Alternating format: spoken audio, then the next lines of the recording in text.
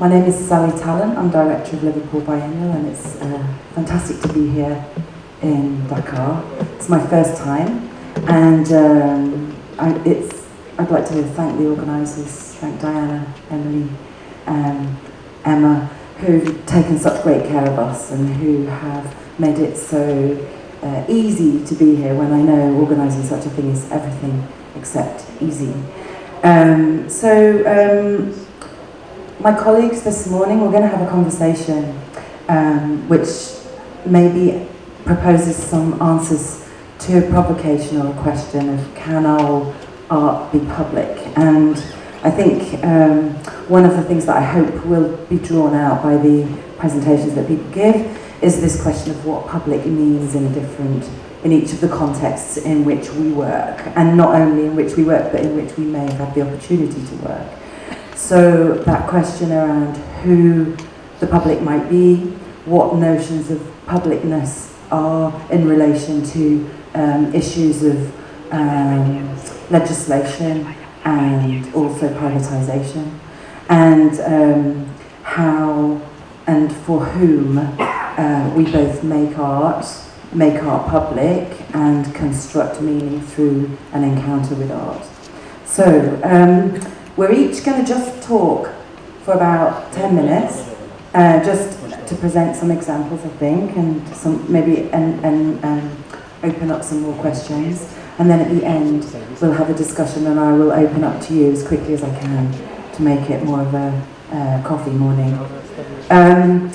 So I've also asked, you can see who everybody is here, but I've asked people to say a little bit about what they do as they start talking. And I think, because I'm moderating, I get to go first.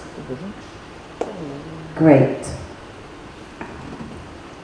All right, so I work in Liverpool, which is in the north of England, and I have the opportunity to work with a framework of a biennial, which means that I don't and do work within and outside of buildings. So some of the work I do utilises the constraints and opportunities of museum and gallery spaces, and other work that I do actually is able to take place outside of those spaces. And for the artists with whom we work, that becomes the setting and the starting point to ask questions around what it is they might want to do within the framework and context of a city. We're currently working towards the 10th edition of the Biennial, which is in July, and our title, Beautiful World, Where Are You?, asks a question, and that's really always where we start. So for the artists who we've invited from around the world, they're each maybe responding to that question, and they're thinking through with, in some cases, the public, and in different settings and in relation to civic and public collections in the city, and the context from which they come, propositions in response to that. But I'm not going to talk about that biennial. I'm just going to invite you all to come in July, and you can see for yourselves. What I am going to talk about is don't change again for a sec. Oh, is it jumping? No, okay. Is the kind of way that we think about where we place work. So just to talk through 3 different strategies of working in the public. First of all, we do sometimes make work that takes a very long time. So at the top here, you've got a commission by Anthony Gormley that's now 10 years old, and it takes place, it's situated on a 3-kilometre stretch of a beach, and every day these figures are covered by the sea, and then it goes out again. And slowly they are being eroded, and actually they host all kinds of mollusks and different kind of life forms, including actually an Australian mollusk that isn't found anywhere else in the UK except on the Anthony Gormley sculptures. And there's a unit at the university studying those little tiny mollusks. Obviously this work will finish when they've all gone, and those figures will probably be there longer than we will, I think, on this planet. So some of our work is very long-term and permanent, and then others are temporary interventions. So this is the lions which represent justice outside of our law courts, and they were caged. And I think these momentary interventions allow people to think about what does justice mean in that context? How can the lions be, or should the lions be caged? We found that the public brought food to the lions and left cat food in the little holes there on a daily basis. I think if you go to the next slide, one of the things that I think is quite interesting to look at is the context in which we're working, and this might come up. So our population has declined from nearly 1 million people to under 500,000 people living in the city since the 1930s, and that is a direct result of late capitalism, post-industrial decline, and the outsourcing of labour and global infrastructure. So I think it's interesting in this context to think about, you know, the kind of density of population and also what industry might mean in different contexts. We're definitely post-industrial in my world, and so culture plays a different role. But I think here, for example, it's not a post-industrial context, it's very much an industrial one. If you go to the next slide. So one of the things that we've tried to do is to think of the city itself as a sort of resource and its people.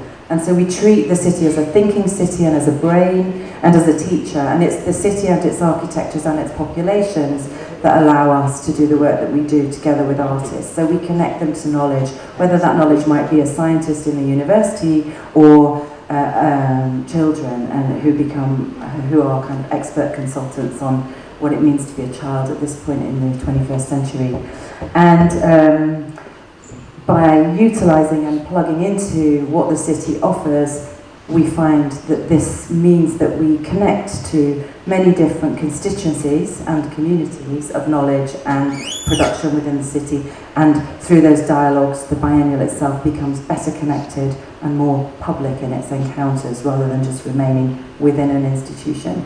If you go to the next one.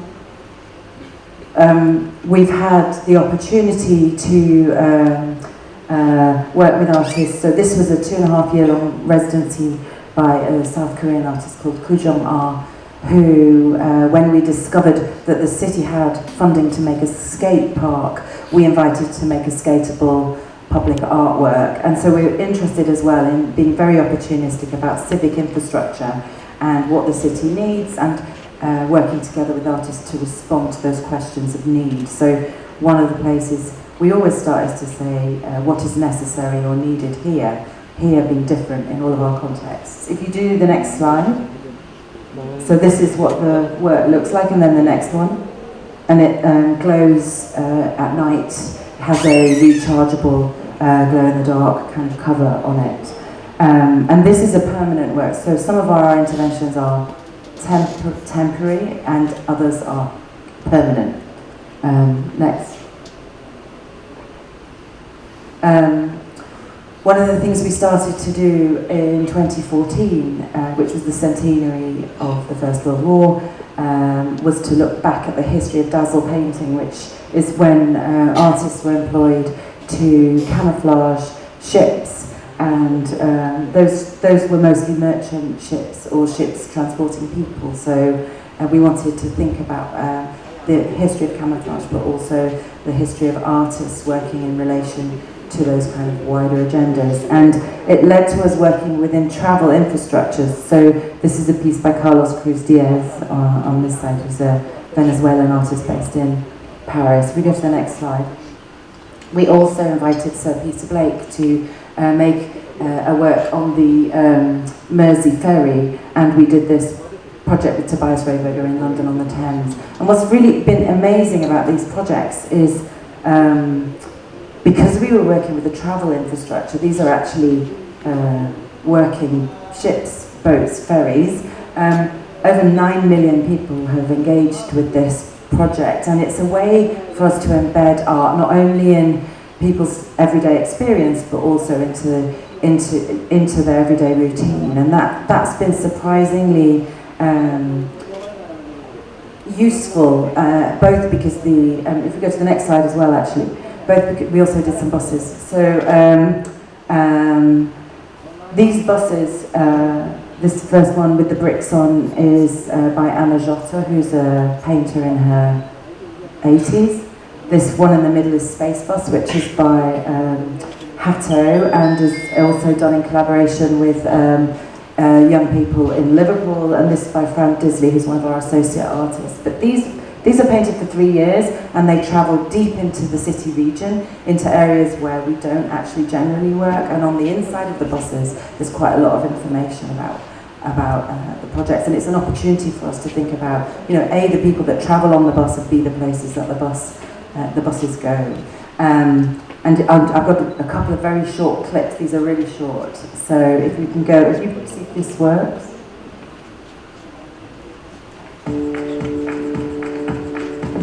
We're in the bus that we've designed ourselves for the Liverpool Biennial. We made pictograms to show things in Liverpool and things we like and things we don't like. So it's like all the different countries around the world.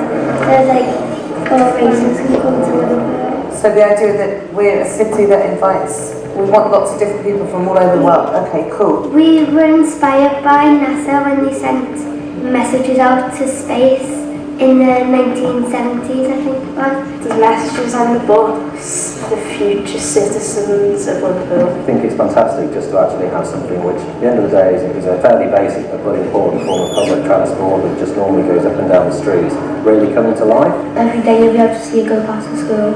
People will be getting on and off and trying to crack their codes. So you can go to the next slide. We also work in the context of consumption, which I think is another public space that's important in our everyday lives now. So this is Mariana Castillo de Bal, and the next slide. We worked with Ian Chang inside a Chinese supermarket in the city, so interrupting people's lives and how they use the city. Next slide. I wanted to show this because it's the only public artwork made by artist Betty Woodman, who very sadly died very recently, and we're very proud to have this fountain in the city. So when we can, we give artists an opportunity to think outside of what they generally do. Next slide. I think it's interesting to take people into buildings where they've never been as well, and this is inside a reservoir. It was a piece that we did by Rita McBride, which is a laser work, and I think those moments of discovery and being able to reveal a place through an encounter with contemporary art is also something that artists do. I'm aware of time, so I'm just going to show you this piece by Laura Favaretto, which took place in a part of the city which, as you can see, is going through, and if you remember the emptiness narrative that I did at the beginning, is going through quite a lot of change. This was a momentary monument, so a 24-ton piece of granite which is hollowed out. Where the man is looking is a small hole in which you could put money. And at the end of the project, we smashed Laura wanted us to smash the monument, and the money was given to a local charity which was for asylum seekers living in the city. And you know, a lot of people were anxious about the waste of the project in terms of granite, but I think it was a commentary on waste in terms of housing and what's happened in these areas. So, next. And I'm not going to show you this because I'm aware of time, so we could skip to the end. So next slide, yeah, this. So I think it's a quote from John Berger, and I think it's important for the times in which we live. This political moment is quite challenging, and I think it's important for us to think about how through doing projects together with the public we can offer the opportunity to talk about hope and change. So this quote, "Hope is not a form of guarantee, it is the form of energy, and very frequently that energy is strongest in circumstances that are very dark." I think we're living through very dark times, and so I think these projects enable us to talk in a different way about possibilities in the world that we might be paralysed by unless we could do them. So I'm going to hand immediately over to you, isn't it, Helen? Yeah, Helen. And then we're going to go through all the presentations, and then at the end we'll open it out.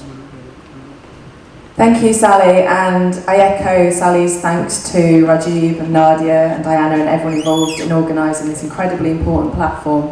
I'm Senior Curator at Yorkshire Sculpture Park, but my PhD and wider specialism in independent practice is looking exactly at why all art isn't public, and the fact that I used controversial examples for my PhD to try and understand the different opinions towards art. So if we could go forward to the Rachel Whiteread. So this was an example that I used in my PhD by Rachel Whiteread, and the graffiti that was sprayed on it kind of to me sums up very simply the different public attitudes towards art, what for, why not. And at YSP we benefit from having huge landscape spaces so that it's a much softer entrance to an art experience. So people come to walk their dog, they bring their family, and then they see art while they're there. Next slide, please. But I also work independently, so I worked in Kiev in 2012 on the Kiev Sculpture Project, which was the first time that contemporary art had been shown in public space in Ukraine. So Ukraine became independent from the Soviet Union in 1991, and this sculpture statue dominates the skyline of Kiev. So I was very keen through the Sculpture Project, next slide please, that we showed work that ruptured that logic of that monument, but did so in a non-confrontational way. So a key work in that strategy was Jan Plentz's piece here, House of Knowledge, which is, to me, the conceptual counterpoint to the huge statue of Motherland. So this is much more, it invites a relationship on equal terms rather than dominating the public space. But I'm using here definitions like public space, which kind of I think we will unpick a bit. And I'm really conscious that my art historical education, just by the circumstance of where I was born, was a very Western orientated, and I've obviously come to learn how that narrative is contrived and loaded. And also that I was taught a version of art which is high art rather than low art, and that comes with, it's totally tangled with power and privilege. And public sculpture itself, next slide please, comes with its own history. So in the West, statuary was often of white men. It completely controlled, it was part of a hierarchy of control and power. And this is the most extreme example of a sculpture, a person on a plinth being actually raised by the plinth way up above, you know, the ordinary people down at the bottom, and it dictated the relationship between the statue and the public beneath it. Next slide, please. In her really influential essay, 1979, Sculpture in the Expanded Field, Rosalind Krauss describes the relationship between a statue and a person in a public space as being the logic of the monument. And she wrote that the logic of sculpture, it would seem, is inseparable from the logic of the monument, but the convention is not immutable, and there came a time when the logic began to fail. Late in the 19th century, two cases come to mind, both bearing marks of their own transitional status. Rodin's Gates of Hell and his statue of Balzac were both conceived as monuments, but with these two sculpture projects, I would say, one crosses the threshold of the logic of the monument, entering a space that could be called its negative condition. And Rodin is also credited in the West as being the first artist to take his work off the plinth and put it in the space where everybody lived, the space, public space. So Rodin is important in the European context of putting his sculpture into real everyday space and for changing the relationship with the viewer. But I curated a project a few years ago which brought home to me how the logic of the statue in the public space is still really ingrained in our culture, particularly in England. Next slide, please. So I staged an exhibition at YSP of Home by Sophie Ernst, and this is an ongoing project where she interviews people forced to leave their homes, starting with Partition of India. She builds a model of that house as they described and projects onto it their hands, so saying, I used to sleep here, my grandfather. It was very well received, and to coincide with it, she worked with people seeking asylum in Wakefield. And she gave, so one of our long-term lines at YSP is The Family of Man by Barbara Hepworth. And for Refugee Week in 2012, we put a speaker onto each of the Barbara Hepworths, giving it the voice of a person seeking asylum, telling their story. So that was in YSP, people at YSP loved it. And then to coincide, we had the Queen Victoria statue, next slide please, which, with the permission of all the relevant authorities, we put a megaphone onto the statue and we gave it the voice of different prime ministers talking about empire. So Margaret Thatcher saying that England no longer needed to apologise. It lasted 20 minutes before I got a phone call from the police saying we had to take it down, there was going to be a riot. And people were really upset that we had put this on the statue of Queen Victoria. They thought it was really insulting. So that really brought home to me the different publics, so the art public who comes to the Sculpture Park and a public who this was just beyond their usual frame of reference. And I thought that was really interesting.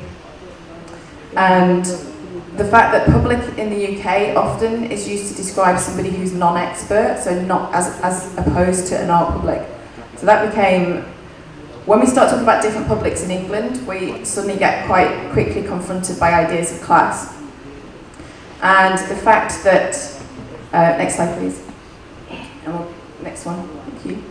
And the phrase cultural capital is a phrase that was coined by Pierre Bourdieu, and he's describing cultural capital, the fact that capital acquisition is very complex, so that people who are acquiring economic capital will also see cultural capital and intellectual capital, and that they are all interconnected. But it's really interesting in the UK context, although a lot of museum entry is free, there is still a lot of other barriers to people coming into those spaces. And it's far more ingrained than just, if you take away entry fee, everybody will come. It's far more complicated. So I was really lucky that my grandma, although she lived in social housing and was dependent on state aid for the entirety of her life, felt that classical music concerts, that museums and galleries were for her, and that she could take me as her grandchild. But I've come to realise that that's really, really rare, that it's not, most people who are in quite difficult circumstances, it's not art they don't feel is for them, they feel not welcome, they feel out of place. And that's something that we're working really hard to overcome in the UK. And something like Diane's doing here at the summit, I think is incredible, that there are so many people visiting who are just coming in, and it's really heartening to see that. So one of the identified barriers to public and the art in the UK is an inability to imagine beyond everyday experience. So it's not even that they're choosing not to visit, it's just not on their radar.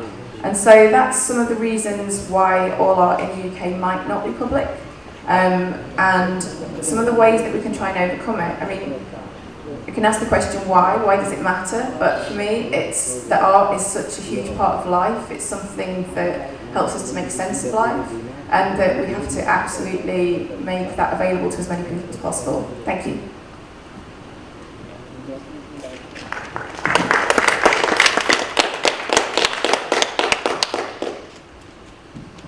Hello. Hi, this is Munem Wasif. I was told actually to bring only 5 slides, so I was a good student. Anyway, so I'm an artist myself, and I'm also part of the curator team. We have a festival called Chobimala, which is happening for the last 18 years. Next year it will be our 10th editions, which means we'll be doing it for 20th year. We have grown up in a kind of environment where some kind of medium like photography, video, animation was not recognized in the art schools. Even in this is our national art place, so when you see Asian Biennial or other events, you don't see this kind of works because this was not recognized as art. So we have developed our own system. And we have this school, we have done this Biennale every 2 years. Most of the time there was not enough support from the governments. But the interesting thing was photography always has a very democratic approach and a language. Like everybody thought they understand image, doesn't matter how it is coded or what kind of symbol you see in the images. And we realized after some time that even though photography has a democratic language, that we were not able to reach some kind of audience. I don't know, there's a mix of audience here, how much you have interacted with the general public here. While we were installing here the work, there was this security guards who were standing for long hours. So they were actually the main audience of the work.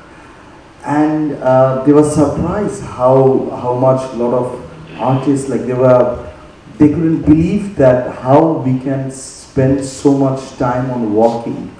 Like Ramesh, right? He was doing the sculptures and this security guard was asking, what he is making? What is this? So rather than giving him answer, I asked him, what do you think? And then he said that one looks like a goddess, the second one looked like a shaitan, I don't know, like a villain. And he has strange, like he couldn't manage to communicate. And a lot of times I felt, especially in our part of the world, we have a lot of public around us, but we don't look at them. Whenever we think about public projects, we think about some kind of locations, or we think about some kind of approaches. And also in Chobimela, we have realized that in white cube spaces, doesn't matter if it is free, because of the some kind of class barrier, some kind of people will never come, They think if you are wearing a lungi, you will be never allowed to come to these places. They feel isolated. So as an artist or as a curator, how we actually challenge this idea. So it's not only about putting work in public places, it's not only about doing work that engages people, but it's also about, trying to talk with simply people and trying to bring them in. So we have a school called Patshala South Asian Media Academy, and there was, I don't know if you know, there was a huge garments collapse in Dhaka a few years back. And one of our colleagues who was activist, who was engaged with these workers for a long time, she came to me and she said that, we need to do something. And all the galleries were booked, and we thought we will just do the exhibition in our school, and we invited sculptors, activists, anthropologists and performers. And there are a lot of school kids, came to the show. And then a lot of garments workers came to the show, and when the garments workers came, I felt actually very strange, because a lot of them reacted to the work so heavily, a lot of them were crying. And I thought that sometimes, it's difficult to raise certain questions in certain way. But what we able to did, we didn't limit ourselves through traditional form of art, and we invited activist families of people who have lost their families to talk and engage, and it was amazing. It was happening in the school, so the classroom became the exhibition space, and it was really interesting for students to engage and see how it's working. I'm walking in the old part of the town, the old city. I don't know how many of you have been for the last 15 years. And while we were doing Chobimela, we have also located certain locations where there is no art spaces. And it's actually more expensive to do exhibition in public spaces than white cube spaces that sometimes we don't recognize. And in Bangladesh it's more difficult because logistically it takes, can we go to the last image, previous image? The previous one, the first one. Second one. Go back. Yeah. So this is one of the oldest library in Dhaka, and when I went to this library, I look at this space. There is some kind of smells, and all these books actually donated by the Nawabs, the Mughals, and different people from subcontinent. And one of our friends in Nepal did amazing project called Nepal Picture Library, where they're collecting images from studios, family album, because the history of photography is actually written with the reference of everything in the West, and we don't actually have our own history. So they were building this archive, and when we were installing the shows, we thought this is the perfect place to install that work, because actually people come here to read books and read newspapers. And these photographs actually have so much relationship with these furnitures and these books and this dust. Next image. This is one of the oldest boarding in Old Dhaka, where once upon a time all the famous writers and artists used to go and just hang out. And people actually sleeps in this room. So what we did, we asked them, can we rent these rooms for 3 weeks? And we just emptied the room. And we installed the work there, so there is a very different kind of audience who came and see these shows. Next. This is one of the oldest theatre in Dhaka, which is closed now, very sad, like library, not book hall. This is work by a Guatemalan artist called Luis Gonzalez Palma, who have this amazing work with a sense of magical realism. And we thought this work has so much relationship with this space. But the problem is every time when we want to get, because we need to get permissions of these places, and the government people always ask them, why you want to show this work in these broken places, you know? Why you don't go to these nice like museums and places? So it's always an ongoing conversations. Next. This is Ahsan Monjils, one of the residents of Nawabs. We did a project called Bengal Divided because Bangladesh was part of this greater subcontinent. And we installed the show in front of this house and it was open. But what happened, because it's a museum, they closed the whole museum with some kind of, I don't know, tin, some kind of plastic, so the people from outside can't see it. Because they thought if people see that there is such a beautiful projection, everybody will love to come inside. So then we felt, you know, this is like a bizarre situation. In one moment you want to go to these public places, and there's a beautiful river outside, so we thought everybody can see the work from the river and the street.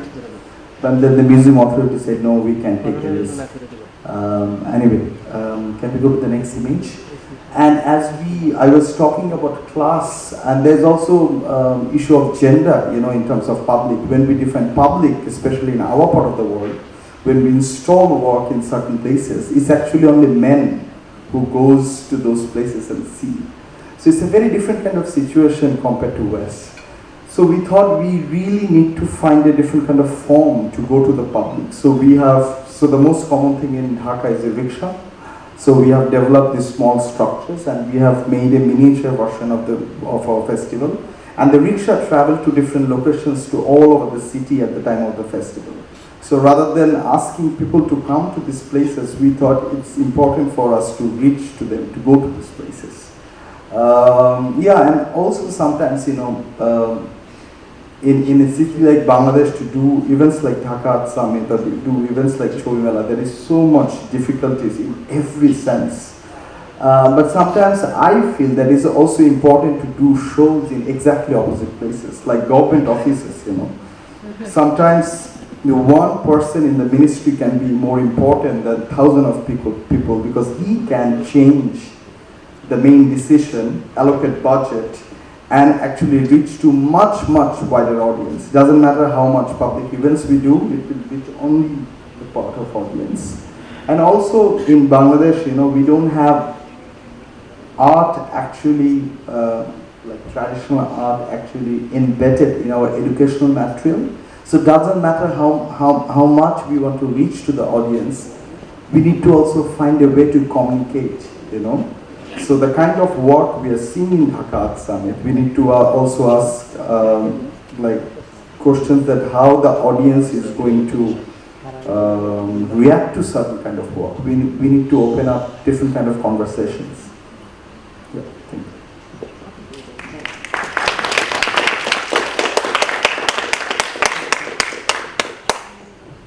You're saying about the context of Nepal, that Nepal, we recently went through the civil war, and so government is very much focused upon building infrastructure rather than spending their money in art. So it's like a waste for them. So not only government but all the corporate houses, everybody is more focused upon building infrastructures. And on the other hand, we don't have public museums, a lot of galleries where people can go and watch the artwork and spend. We don't have that culture. So being an artist, we're trying to reclaim the public space to express ourselves, but at the same time, we're also, the sense of community is very strong, still very strong in Nepal. And so we're trying to build that sort of alliance with the existing community. So I'd like to start with a video.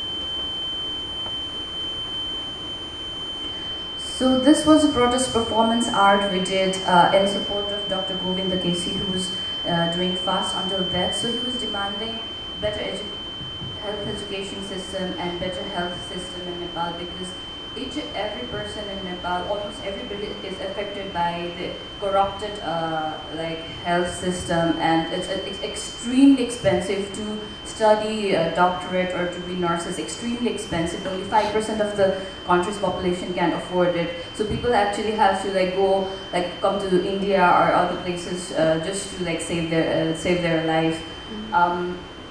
So this is something which is concern of everybody. The issue is very public. So through this protest performance art, we were trying to raise the voice, make this issue louder, being more visible, pressure the government, but then not violently, but through the title of the performance was Culture of Silence. So we wanted to be very loud but silent at the same time, not violent. So at that gathering, there was more than 10,000 people gathered at that time, and it was one of the largest non-political gathering in the recent history. So we were actually collectively, there were a lot of people involved to pressurize, a lot of intellectuals, writers, photographers, a lot of people. So collectively, we succeeded in pressurizing the government, and in a way the government signed some contract with which was in support of the better health education system and health.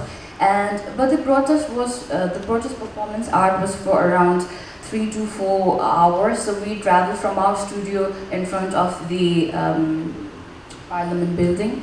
But a lot of people could not participate physically at that time. So a lot of people actually participated through social media. In Nepal, social media is very much popular nowadays, also because of the fact that Nepal has highest rate of migration. So every other family have somebody else outside of Nepal, and social media is one of the very strong and easy way to communicate. So a lot of people kind of shared and participated through social media. And please. So there is always agreement between demanders and the government, but next month the government will change. So it's always very. So we have to do this second edition of this Culture of Silence. So it was done in front of the Prime Minister residency. So it was quite different than the first one. So we made it more interactive, so public can also be part of the performance.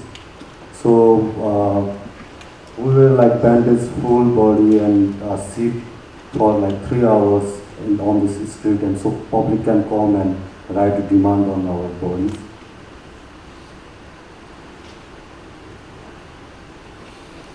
Yeah, next slide. So another fact about public art in Nepal is that a lot of art, so artists do public art, but somehow the art they create in public, but then somehow it is not related to that area, or it is not contextual to the public themselves, and so they do their personal expressions. Artists, they do the personal expressions, but then it's not contextual somehow. So there's this question that what's the sense of doing public art again when you're not connected to it, you don't feel ownership to it. So after earthquake, so in 2015 we had this massive earthquake where more than 9,000 people died and thousands got injured. A lot of people lost their houses. So at the time we did this community art project for 6 months long, and we all the artist members, we stayed in that community and we collaborated with them. So at the end we ended up opening the community space and turning it into an exhibition space. So we used both the communal space as well as private houses and rooms of those people. So we, the next slide, please. So yeah, these are some images from the projects. So some of the main tools we used in collaborating with them were the oral histories. So again, another factor of issue coming up in South Asian region and all around the world actually is that how a monolithic there's like certain caste and certain class of people ruling over everybody else, and there's so much of diversity, but then only there's like monolithic representation in the history. And so in Nepal also we have more than 124 different caste group, and everybody have a kind of their own ethnicity, their own language, their own culture, but then certain caste group kind of rule over. And then now we had this federal moment, and we are looking back to our own histories, our own roots, our own kind of contribution to the country and the region and the trade relation and everything. But at the same time, like Munem mentioned, we also have this very Western-centric education system. Amazingly, we still have it. We still learn about Picasso, which is fine, but then there's no contextual education system, and Picasso and all this Industrial Revolution and everything, World War is kind of very far away to what we are dealing in everyday life. So one of the reasons we are going back to our own roots and community and collaborating with them is to understand our own history. So in the beginning, next slide please, and in the beginning, so these are some of the examples that we did.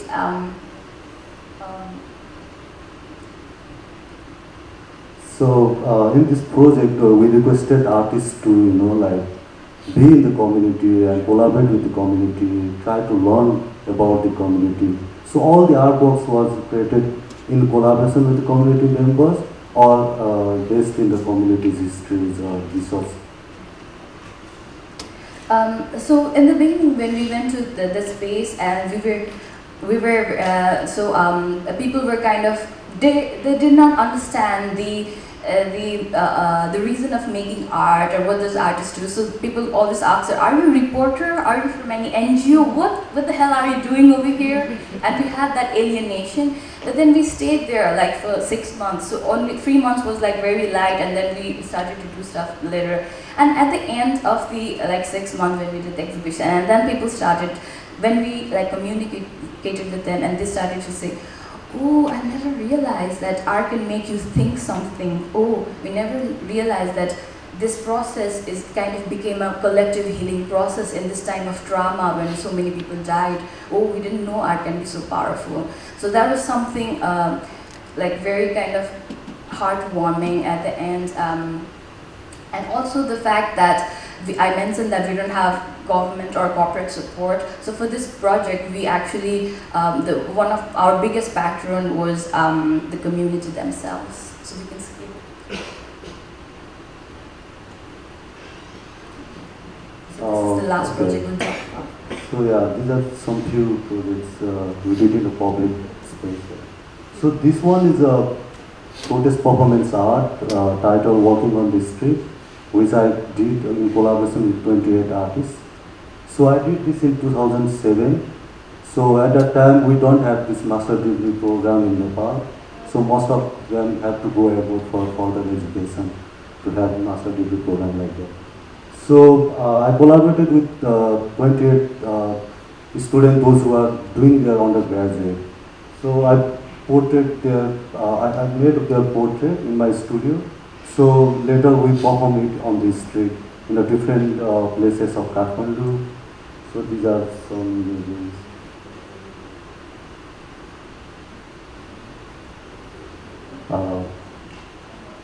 Yeah. So we should give some conclusion. No, this one is I just want to add one thing. This was just demanding for our basic right being an artist to have a master's degree program in a public institute.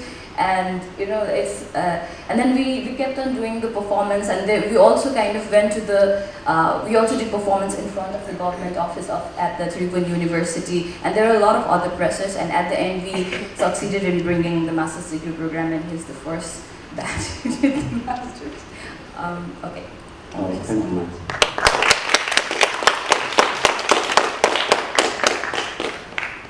Okay, it's over to me. My name is Alexie Glass Kantor, and I am the Executive Director of Artspace in Sydney, Australia. And it's really a great pleasure. I would also concur with my colleagues in thanking Rajib and Nadia and Diana, Marilla for doing the amazing slides. But it's really intimidating to be on this great panel, and I was really pleased to be invited, particularly to be sitting next to Helen Pheby, who literally wrote the book on Can All Art Be Public? But you know, it's really a delight to be here. And you know, I was sent, when we were discussing sort of via email what we would discuss today and how we would approach this, the approach I thought I would take 3 weeks ago is different than the approach I thought I would take this morning when I woke up at 6 a.m. thinking I don't actually agree with what I've proposed. And to that end, I was going to argue that all art can be public, and yeah, to a great degree I do agree with that, but to a great degree I don't agree with that.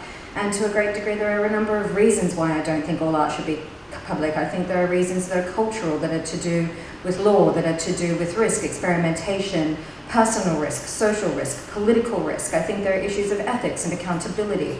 And this morning, speaking with Sally, I mean, obviously as curators, we have a responsibility to think about the context in which we drop ideas, and we can't just drop ideas to be provocative for the sake of being provocative. But at the same time, you know, the context that I come from, Australia is a continent the size of North America if you cut off Alaska. It has a population the size of Karachi, or just slightly more than Dhaka. It's a population of 23 million. The population of Greater Dhaka is 19. The population of Bangladeshis in Australia since 2006 has increased from 22,000 to 67,000, a 72% increase in 12 years. It's a country that is unceded sovereign territory of Indigenous peoples. It was occupied in 1788 by British colonists, and it carries a really complicated history in terms of its relationship to the region. In 2006, George W. Bush called Australia the deputy sheriff of the region, which went down spectacularly well. You know, Australia has a really complicated history. We're still part of the Commonwealth, we're not a republic. Sometimes we perceive ourselves as the 53rd state. You know, when you have a population spread over a vast continent the size of Australia, where your nearest neighbours are Antarctica, New Zealand, and to a lesser extent, because your capitals are at the bottom of Australia, Indonesia, how do you actually deal with the specificity of geography? Australia is not on the way to anywhere. It is not a hub, it is not a portal, it's an endpoint. And you know, Ava Gardner in 1956 made a movie called Until the End of the World, and she said there's no better place to make a movie about the end of the world than Australia.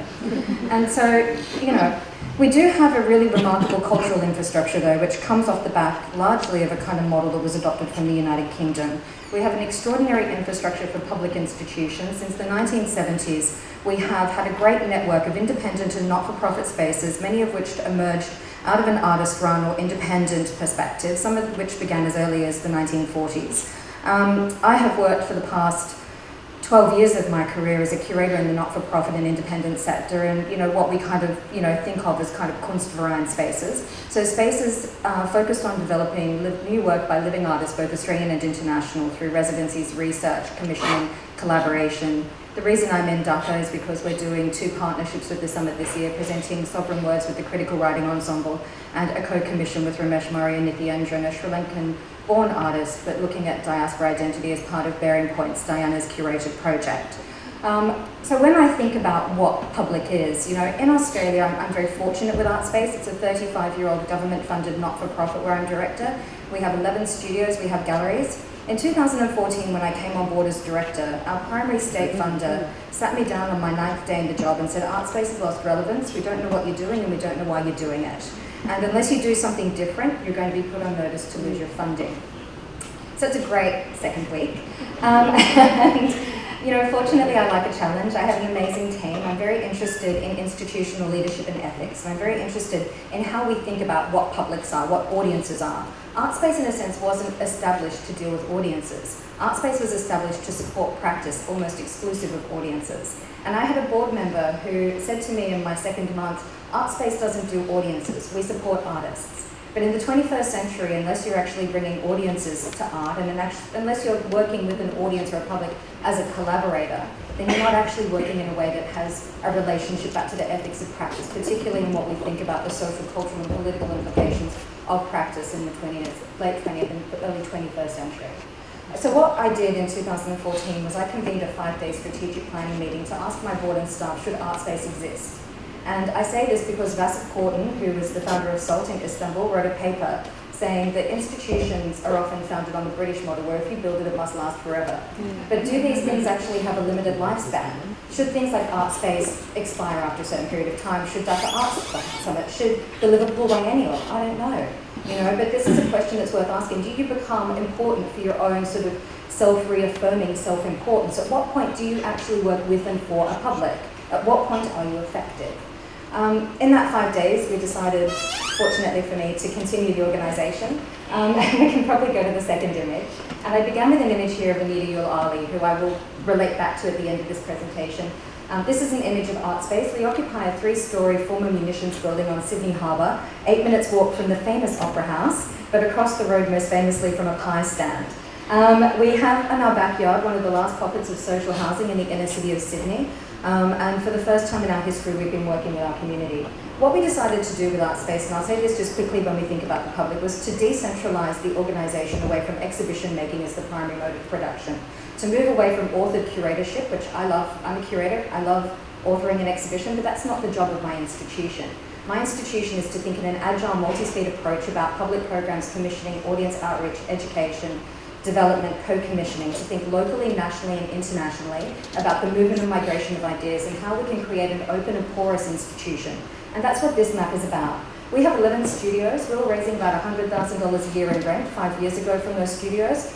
Myself and my deputy director, Michelle, made a bid to our board to make the studios free, and we committed to raising $1 million over 10 years to support 70 artists with free 1-year residencies in Artspace. And we're 4 years into that program. We have an obligation in our organisation to self-generate revenue. We've had to increase self-generated revenue from 4 to 38% of our operational funding, which is significant in Australia. And what that means, though, is we have to think about access. A measure for success for our organisation is audience numbers. So what does that actually mean in terms of programming? If you go to the next slide, I just want to talk to 2 projects really quickly and how we think about public. In Australia, obscenity and indecency laws are deliberately more opaque now than they were in the 1970s. And that is to force a culture of self-censorship. That is to say that we are forced to make a decision. We have in our funding agreement a clause that says that if someone goes to the police and says that Artspace is showing indecent material, our funding is immediately suspended until the allegation is disproved. In 2013, we had a member of the public make a formal complaint about a work in a Chicks on Speed exhibition that was a benign image of Kate Moss holding a banana in front of her breasts. So, we're at the mercy of one person who may go to the authorities. So we curate for that one person. We don't talk about that one person. We say that we do all these other things. But actually what we think about a lot is who is that person who is going to destabilise the sustainable operation of the institution? Do we protect the institution above the presentation of content? How do we think about an audience in that context? We're doing a series of 3 shows over 3 years, looking at one idea through 3 iterations, and that show is called The Public Body. And this is the first edition of The Public Body. And in this edition, we deliberately programmed 17 artists from 11 countries, and we programmed 5 works that we knew deliberately sat in the space of obscenity and indecency in Australia. We knew one work had been censored previously. It had been denied by the classification board in Australia. It's a work called Community Action Centre by A.L. Stone and A.K. Burns from LA, showing non-normative bodies engaged in subcultural sexual activity. And it had been withdrawn from the Underground Film Festival. And we decided to show that work. That work had showed at LACMA, that work had showed at MoMA, but provenance is no defence for artistic merit in Australia. We did a 5-page risk management plan. We consulted with 2 sets of lawyers, and my board said that if we don't show work that is complicated, if we don't expand the vocabulary for what is acceptable in terms of how we think through sexual subjectivity and identity in the 21st century, then we're not doing our job. And they backed us. We knew which of the 5 works we had to get into the back room if the police came, because if they got confiscated, they may not be returned and insurances are automatically voided.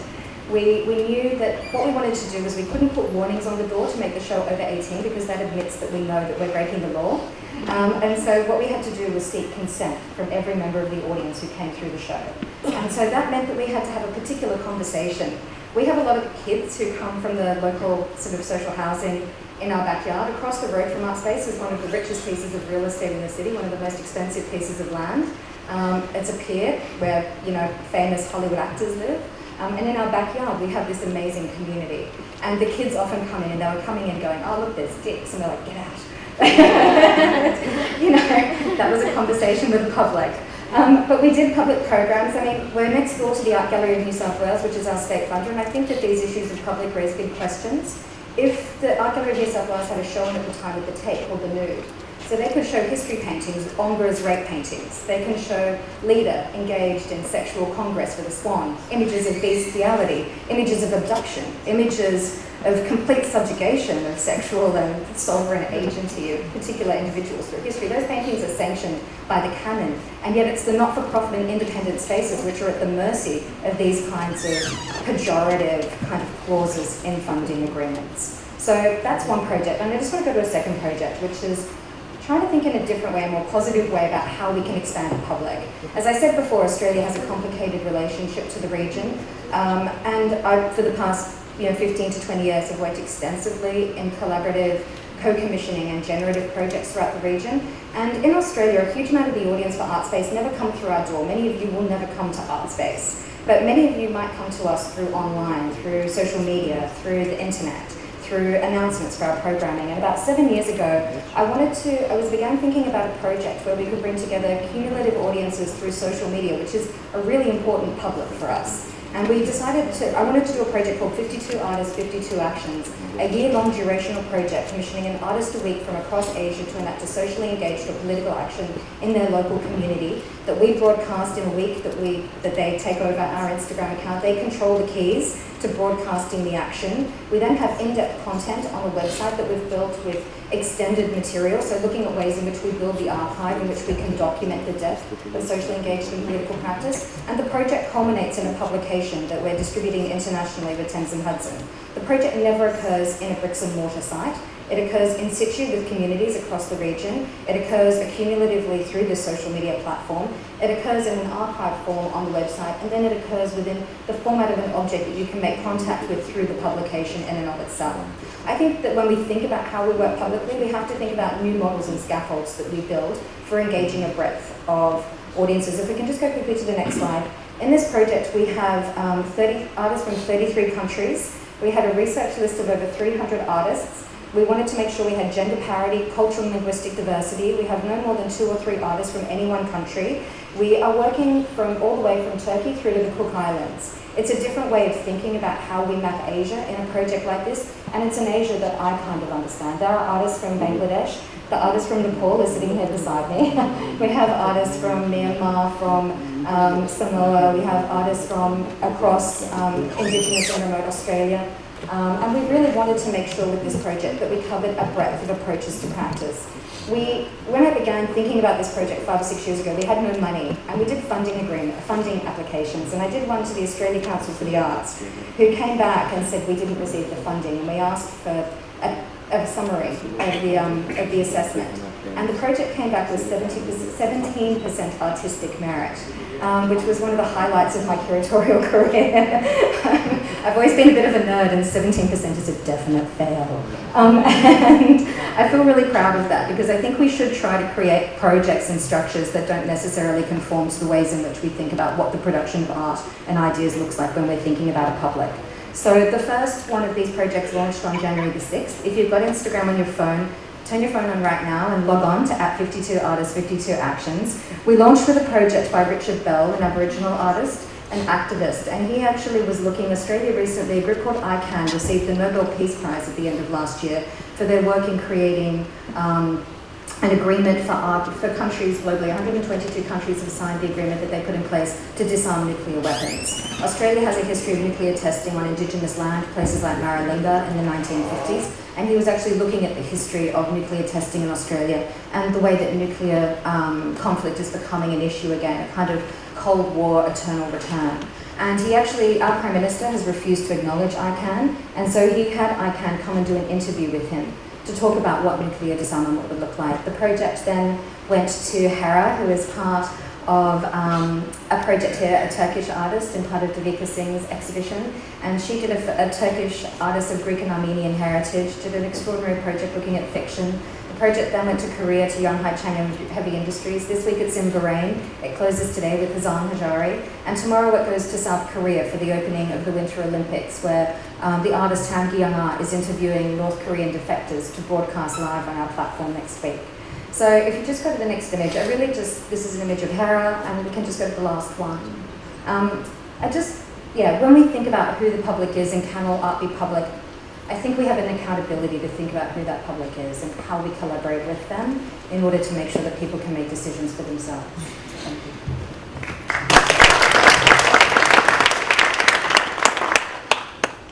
So we kind of used up our whole hour doing the presentations, but I think everybody covered quite a lot of ground in terms of points for discussion. I'm just trying to see, how long do we actually have, please?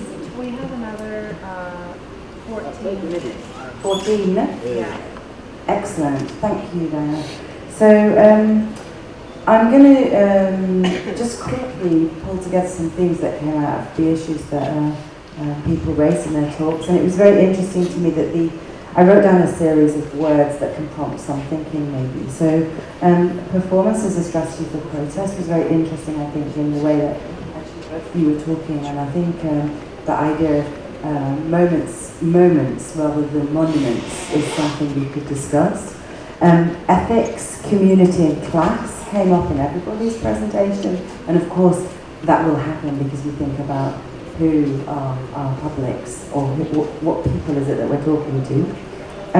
Legislative art, I think, is legislation and its constraints, obviously prompt what's possible in the world.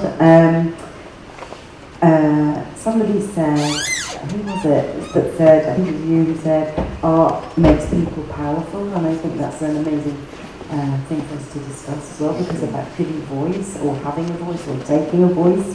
And the impact of digital space, I think, of course, is a pressing issue for us. So I suppose one question I would throw out to start with is maybe you could talk a little bit about the role of education in relation to and community in relation to the idea of what constitutes public for you. And I thought maybe, do you want to say something about that? Because I think the way that you work outside of the constraints of institutions is really interesting, particularly taking it out into the world. It's actually very difficult questions, because one of the things in our institution we always think about the kind of art we teach to our students, what they're going to do with it when they will pass the school, when they will go to the real world, how they're actually going to survive in Bangladesh, in India, in Nepal. We are talking about monumental projects. I know a lot of my friends who have won awards in the national exhibitions, and after the exhibition, they don't know where they're going to put their sculptures. So they just throw the sculptures in the back of these institutions because they don't have any space in there. No one have any studio in Bangladesh, So where you're going to keep these monumental sculptures that everybody want to do? So we live in a strange, bizarre situations. At the one hand we have, I think there's a lot of interesting change happening because of Dhaka Art Summit. Bengal is doing this classical musical fest. A lot of things happening, but there's also other reality. We also need to build really strong local institutions. We really need to create some kind of awareness within the public, in schools, in our educational programs. Otherwise, we will just live within our bubble. We will just reach to artists or artist friends, but that's it. What next? That's a very important point. That idea of talking to yourself. Does someone else want to say something about any of the question around educational infrastructure? In terms of general education, the more people are exposed to art, the more it's part of their habit in their daily life, the broader public we're going to build. And actually, it's really important to build trust. So I think what you were saying, Alexei, about the potential damage to an institution that one member of the public can do if we found at the Sculpture Park that we've built a very broad audience of over 500,000 a year who trust us and they come to see whatever we do even if they've not heard of the artist. And that is through a huge education programme that's been in place as part of the Sculpture Park programme for the last 40 years. So I used to go on school visits, so you know it's kind of, it shows that the earlier that people, and actually I think education is interesting. It's not that we are educating something new to people. We've been making art and appreciating objects for as long as we've been human. So we're actually nurturing something which is there and very strong.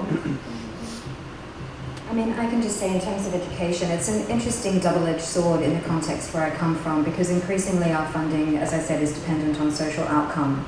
There's been huge cuts in Australia to health, to after-school care, to education, and there's this idea from government that if you receive public funding that you must become in some ways a cultural institution accountable for meeting the breach and the vacuum that's been left.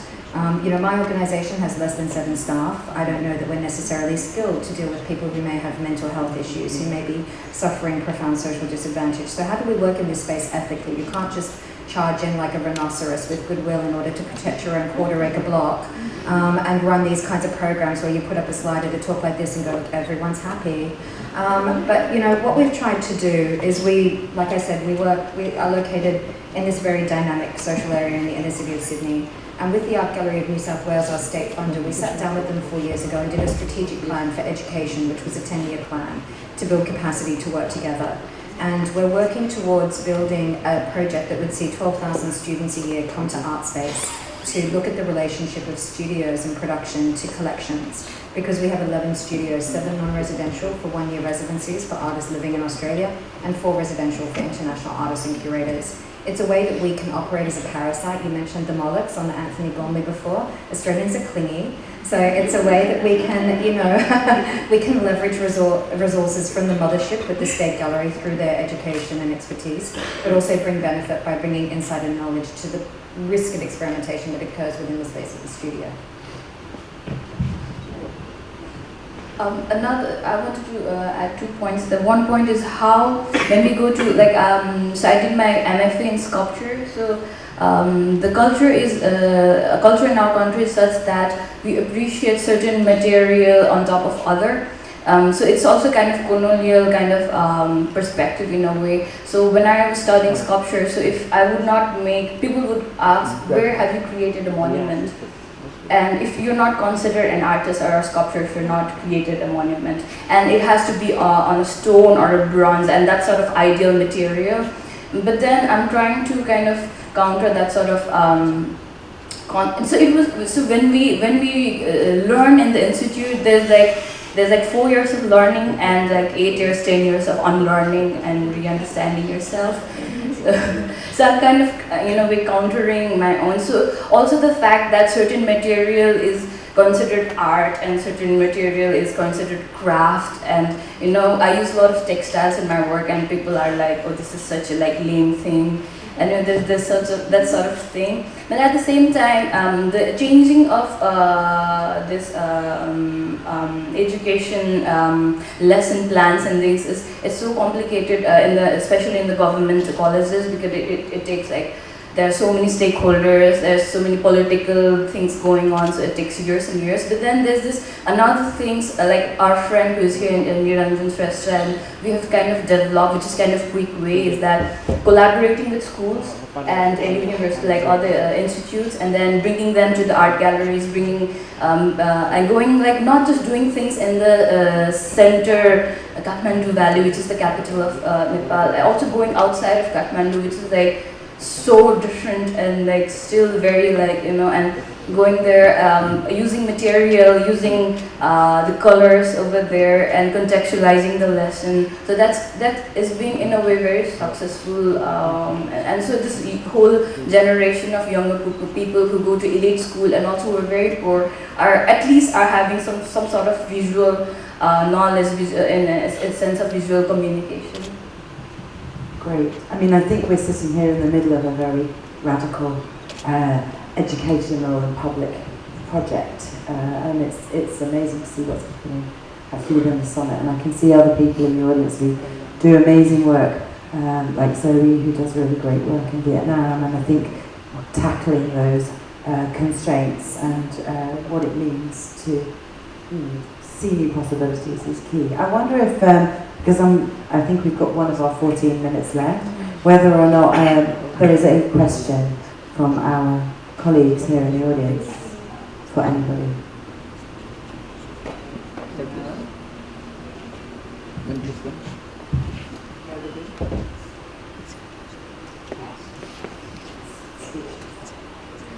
Oh, sorry.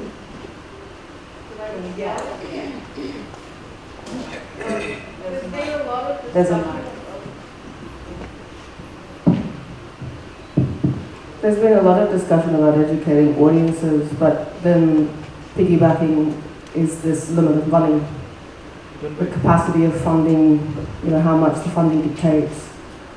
Where are we educating the wealth? Where do we take on the responsibilities of serious conversations about the wealth needing to be more inclusive? I think that as producers in the curatorial sector, artists taking on building infrastructure, I think we have to be more mindful of that as a core task. Do you agree?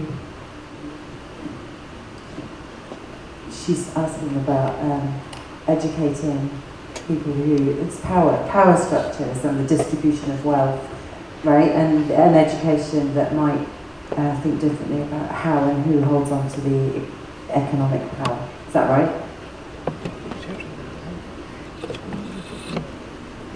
Is it on? Yeah. Sorry. Lack of sleep, lack of coherence.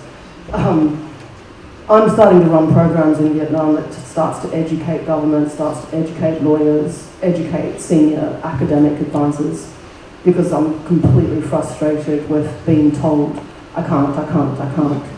And so when does it become the rationale? I've got my artists, I've got my audiences, but when am I going to start to have the overarching infrastructures around me recognising what I've built? So when do we start to realise that that needs to be the focus?